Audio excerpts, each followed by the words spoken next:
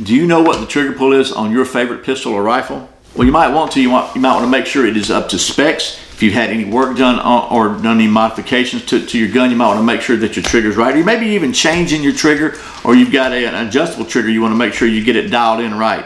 Well, in this video, we're going to take a look at a couple of different options to help you to do that. That's what's coming up next here on Survival on Purpose.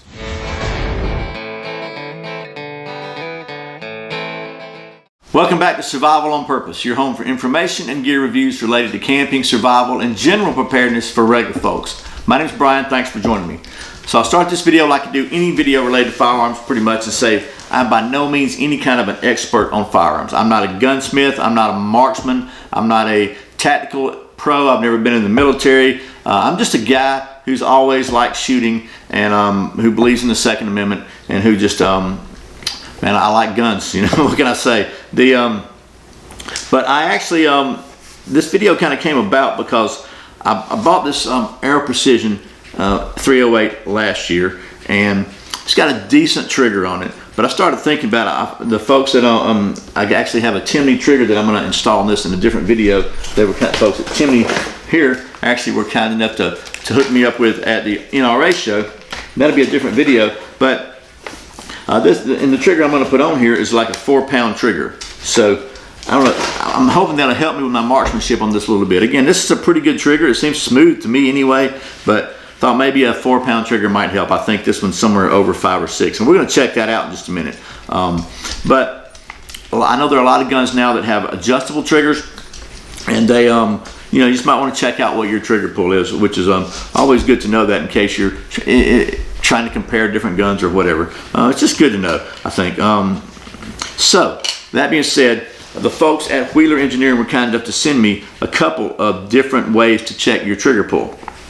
And the first one is just this trigger pull scale. And basically, you can see, to show you, it's got this little slider here, and when you pull your trigger, when it releases, it goes click, bam, then you let it go back, and as far as it pulled it is how far it goes. That's basically where it released. So, because when you pull it, it's going to release, it's going to come back in a little bit when the trigger pulls. So, and that marker will tell you what your weight was. And it's just about as simple as you can get. So, you just have to read it and do it. If you want to get an average, you just write your numbers down and average them out. Good old math like we did back in the 4th grade.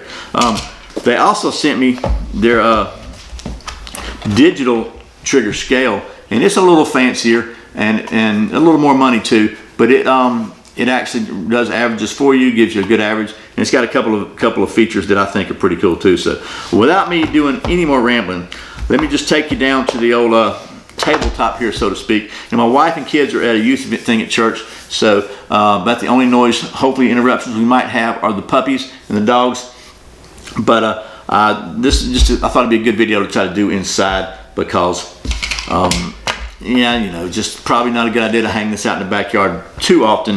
It draws a lot of attention here in the old neighborhood. So that being said, let me readjust the camera here, show you how. We'll take a look at the scale first, kind of show you how this works, then we'll get to the digital one and we'll wrap this thing up, because neither one of them are very hard to use and they're pretty simple. Okay, first of all, we've got the Wheeler scale here, and like I said, you can see that it's got just a sliding little indicator here that when you put pressure on the trigger like so, you pull it out, you can see that little sliding indicator moves back.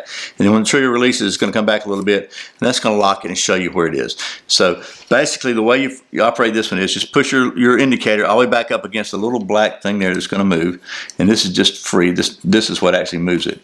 Then you put the little rubber coated curve here. I like to put this on the outside away from the firearm so it doesn't get interfered with. Put that on here. Let me just move you up a little bit. Then basically you're just going to pull it until, let me make sure it's cocked. First, make sure your rifle or weapon or whatever is empty, and it is. Make sure it's cocked all the way. Then make sure it's empty. Did I say that again? Make sure it is empty. As a matter of fact, just to be silly, go ahead and put in a Tipton snap cap in there. So the snap cap's installed. We'll just release it. Okay, it's empty now, and it's cocked. So, and when I cock it, the snap cap will come out. And then just basically engage this here, pull it back. You can So there it went. So it's showing like 7.5 pounds. I don't think that's accurate. It was showing 6 pounds a minute ago. So we'll just cock it. Okay. I went to snap cap somewhere. We'll try again. So slide the indicator back down to the starting point. I always like to do a few to try to get an average. Make sure it's cocked. Then do it again.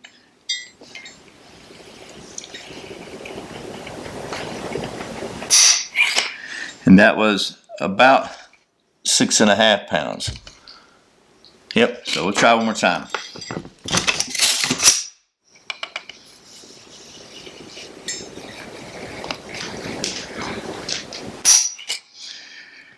And that was over 7 pounds. So I think this thing depends on, it really is critical as far as the angle goes. The tension on it is you got to really try to really be consistent with where you put the little arm here on it. So we'll try one more time and then we'll go to the digital one. You'll see the difference.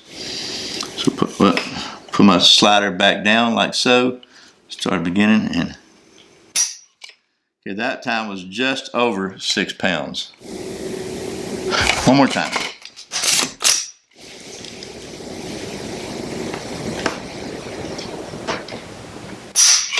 And that was 6.5 pounds.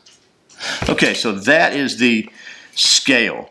And I gotta say, I think it's a little subject to how you hold it and what kind of angles you put on it.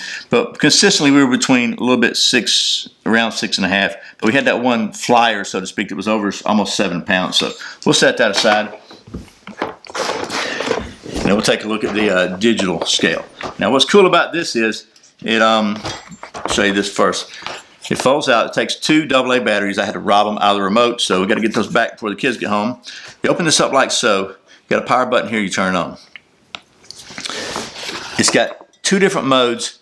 It's got peak, which is going to give you an average, and you can change the mode from here to live, which is just going to be a straight up solid trigger pull. And then one thing that's really cool about it is it's also got this little adapter here. So you can see the trigger contactor here is kind of grooved out to fit around the trigger, and it's got this little one here. So if you have a Glock or an XD or something that's got the little toggle on it, this actually matches the little toggle for you, so you can put that adapter on here like so, and it just lets you use this for Glocks or whatever. So it makes it very, very versatile. And we got it on live, so we'll do that first. Just set this out. It comes in a pretty nice little padded case here too. So we're gonna leave it on live. Now what they recommend doing is when you put this on, go ahead, get ready to contact the trigger. Just put your finger up here. Don't pull with it. Just rest with it to hold it contact to keep it steady. And then you just pull this part here back until it releases. And we came up with okay, so it was 6.08. It didn't hold it though. So we're going to go back to the mode to peak. There we go. Can you see it says peak is 0. This one right down here in the corner is going to give you your averages. So that's a rolling average. Every time you do it, it's going to recalculate and give you your average trigger pull. So are we caught? We'll go ahead and do the first one. You just kind of rest your trigger finger up here. This one right here, you know. And it's just kind of hold it in place and don't put any pressure on it. It's just to kind of as a guide, so to speak. Just really, I'm not putting any pressure on. I'm pulling with this though. And I'm following it with my finger. So I'm pulling with this, and it's got a ball joint in it to kind of keep it from, so the angle doesn't matter that much. And as I pull it, okay, we're at 6 pounds and 6 ounces. That's not 6 pounds and 0.09 ounces. So stop it again, and basically you hit enter. That's going to log it into the average. So you back to 0. You see the averages at the bottom says 6.09. We'll try again. They recommend doing 5 or 6 tries to get a good average. Okay, we're at 5 pounds 15.4 ounces there. So still hovering around the 6 point range. So with the enter, that changed our average to 6.01. So it's going to adjust that average for every single try. All right, we'll do it again. We'll do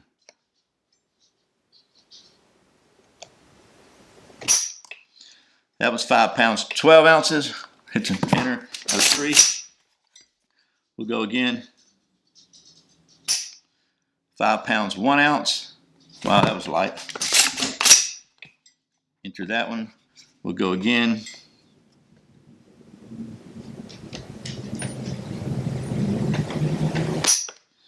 But that one's all the way at 6 pounds, 8 ounces. So, and the reason they want to say get several averages is because, I mean, you might be pulling a little faster or harder. You might throw it off. I'm trying to pull slow and steady. I'm trying to not put any pressure with this finger and just kind of hold it in place. But listen. So that was 5 pounds, 5 ounces. Okay, well, as you can see, we're at like 5 pounds, 10 ounces about. Maybe you can see for the trigger pull. So I'm going to turn this thing off. It's automatically turns itself off after 10 seconds, by the way. So the price on the trigger pull scale is about 21 bucks on Amazon. The price on the digital is about 55 or 56 bucks on Amazon. You know, if you're just casually trying to figure out what your trigger pull is, this is probably just fine. But if you want to be precise and you want to have a better, clear understanding, especially if you got an adjustable trigger that you really are trying to dial it in, or you're changing the trigger or whatever, then this could be a really good choice for you too at 55 bucks. In another video, we're going to install that trigger group from Timney, but I just want to kind of give you a quick look at these two things. Maybe you've been looking at these. I was actually really curious about what the difference would be, and I really do think this is probably for a little 2.5 times the money, but I think it's definitely more than 2.5 times the performance and quality. So anyway, I hope this has been helpful. If you're looking for a way to check your trigger pull or maybe mess with your triggers and stuff, that's a good thing to have. Very good tool to have in your repertoire here. So once again, thanks to the folks at Wheeler Engineering for sending me this so I can show it to you. And as always, thank you for watching Survival on Purpose. I put out a brand new video every Friday and Saturday, and very often random videos throughout the week. You can check out a new one by clicking right here. If you haven't subscribed to the channel, I'd appreciate it if you click down in the corner right there and subscribe. You get notified when I put out a new video, and I really appreciate your support. Once again, my name's Brian. You're watching Survival on Purpose. Remember, survival's not an accident. So be prepared. I'll see you next time.